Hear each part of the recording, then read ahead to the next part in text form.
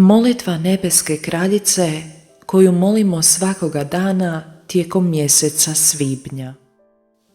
Bezgrešna kraljice, moja nebeska majko, dijete tvoje dolazi pred tvoje majčinsko krilo, u mjesecu koji je tebi posvećen, da se preda u tvoje ruke i žarko moli najveću od svih milosti.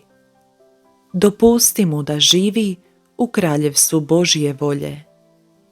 Sveta majko, ti koja si kraljica u ovome kraljevstvu, dopusti da prebivam u njemu, da ono više ne bude pusto, nego nastanjeno tvojom djecom. Predajem ti se, uzvišena kraljice, da upraviš moje korake u kraljevstvo božanske volje. Čvrsto me držeći svojom majčinskom rukom, upravljati ćeš svim mojim bićem da bih mogao živjeti vječnim životom po božanskoj volji. Bit ćeš mi majka i ja ću ti predati svoju volju kako bi je ti u moje ime zamijenila božanskom voljom. Tako ću biti siguran da nikada neću izići iz njezina kraljevstva. Stoga te molim da me prosvijetliš kako bih razumio značenje božanske volje. Zdravo Marijo, milosti puna, Gospodin s tobom, blagoslovljena ti među ženama i blagoslovljen plod utrobe tvoje, Isus. Sveta Marijo, Majko Božja, moli za nas grešnike, sada i na času smrti naše. Amen. Svibanjski cvjetić. 3 puta na dan, ujutro, u podne i uvečer. Uspni se do koljena nebeske majke i u njezinom zagrljaju uputi joj ove riječi. Majko moja, ja te ljubim. Ljubi i ti mene i daj mojoj duši gutljaj božanske volje. Blagoslovi me da bi sve što činim bilo pod tvojim majčinskim pogledom. 25. dan. Nebeska kraljica u kraljevstvu božanske volje. Nazaret, simbol stvarnosti kraljevstva božanskog, vjerujem. Povučeni život. Izvor, pohrana i trajni put Isusovih dobara. Duša uzvišenoj kraljici. Najslađa majko, opet sam pored tvojih majčinskih skuta. Tu si s malim djetetom Isusom. Grleći ga, govoriš mu o svojoj ljubavi, a Isus ti govori o svojoj. Ah, kako je divno naći Isusa i majku kako razgovaraju. Njihova je ljubav toliko snažna da su nijemi, ushićeni. Majka ushićena sinom, a sin majkom. Sveta majko, ne ostavljaj me po strani.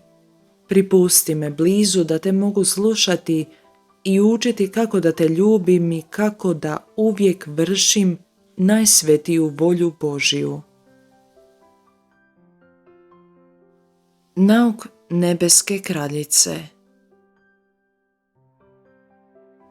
Najdraže dijete, željno te očekujem da bih mogla nastaviti i govoriti o kraljevstvu koje u meni Božja volja neprekidno povećava.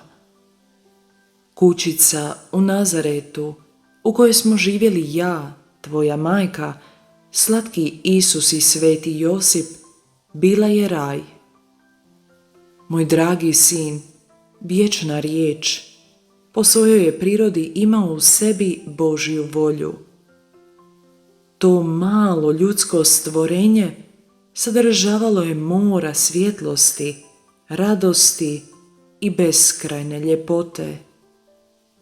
Ja sam stekla Božju volju po milosti i premda nisam mogla obuhvatiti njezin beskraj kao moj ljubljeni sin, jer on je Bog i čovjek, a ja ograničeno stvorenje, Božja je volja u meni stvorila mora svjetlosti, ljubavi, ljepote i radosti. To svjetlo, ta ljubav i sve ono što Božja volja posjeduje snažno su zračili iz nas i sveti je Josip živio od našega odraza i od snage te svjetlosti. Drago dijete, u Nazaretskoj kućici je Božja volja bila u punoj snazi.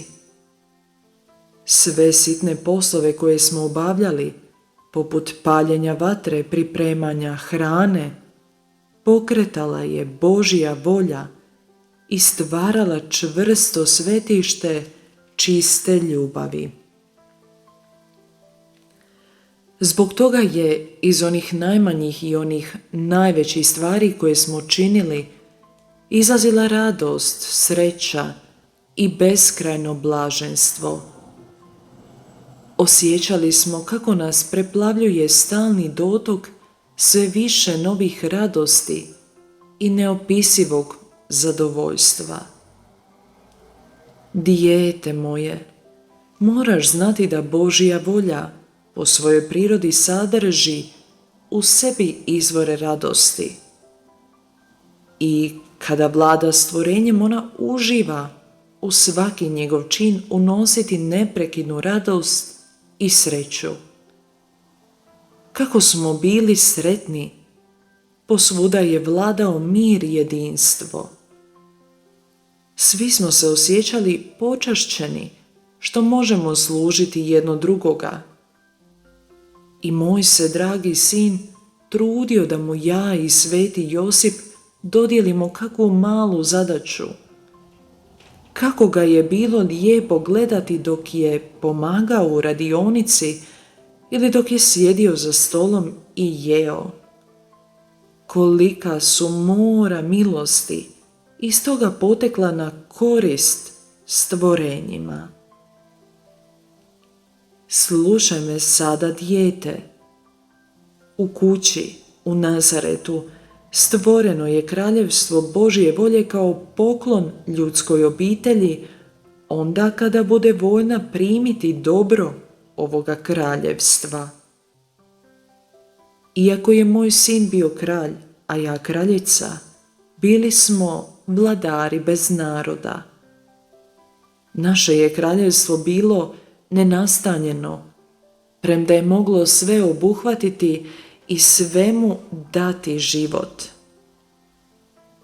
Naime, otkupljenje je tek trebalo pripremiti i oblikovati čovjeka da uđe u ovo sveto kraljevstvo.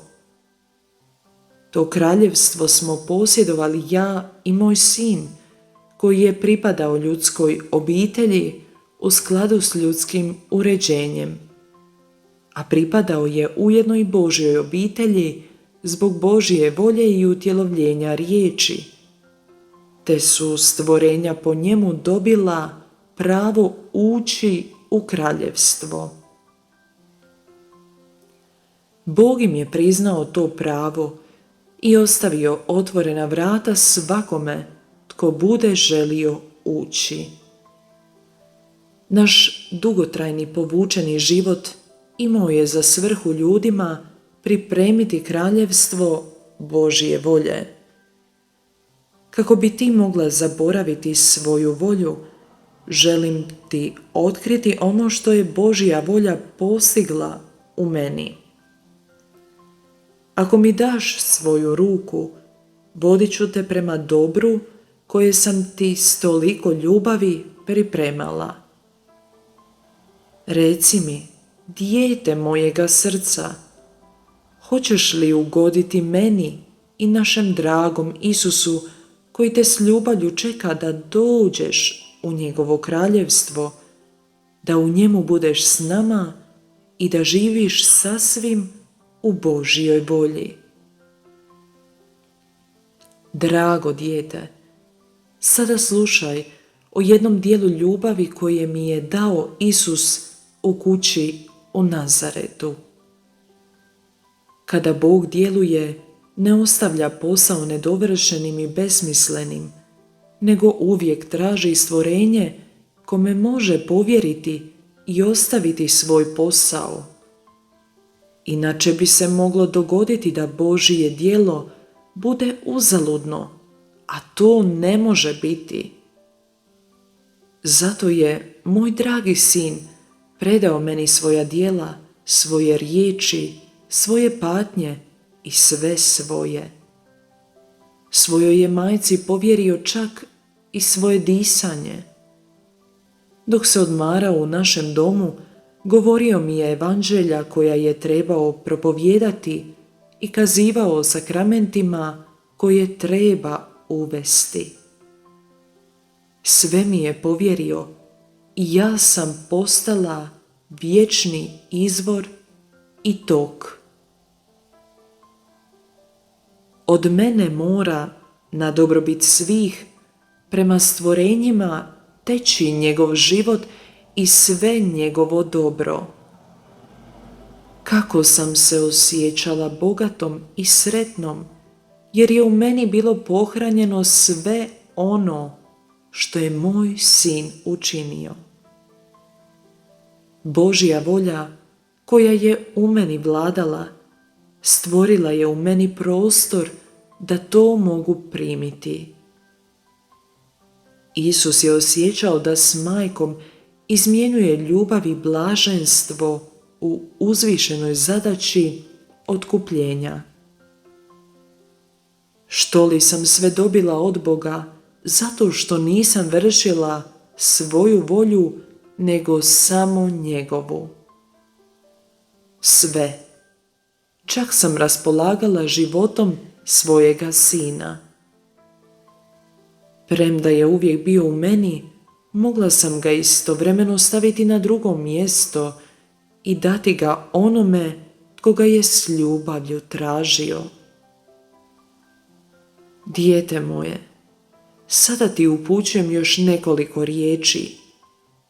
Ako ćeš uvijek činiti onako kako Božja volja zahtijeva, ako ćeš živjeti u njoj, ja, tvoja majka, pohranit ću u tebi svo blago svojega sina.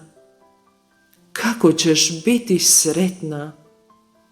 Raspolagat ćeš Božjim životom koji će ti sve dati.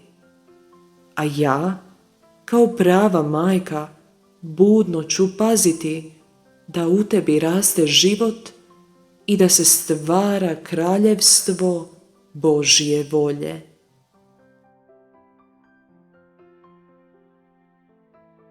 Duša, sveta majko, prepuštam se u tvoje ruke. Ja sam malo dijete koje silno treba tvoju majčinsku brigu. Molim te, uzmi moju volju, sakrij je u svoje srce i nikada mi je više nemoj dati. Na taj ću način uvijek živjeti prema Božjoj volji i zadovoljit ću tebe i dragoga Isusa. Cvjetić. Danas ćeš meni u čast 3 puta posjetiti kuću u Nazaretu i pokloniti se svetoj obitelji, govoreći 3 puta: Oče naš, zdravo Marijo i slava Ocu. Molit ćeš da ti dopustimo živjeti s nama. Usklik. Isuse, Marijo, Josipe, dopustite mi da budem s vama kako bih živjela u kraljevstvu božanske volje. U ime Oca i Sina i Duha Svetoga.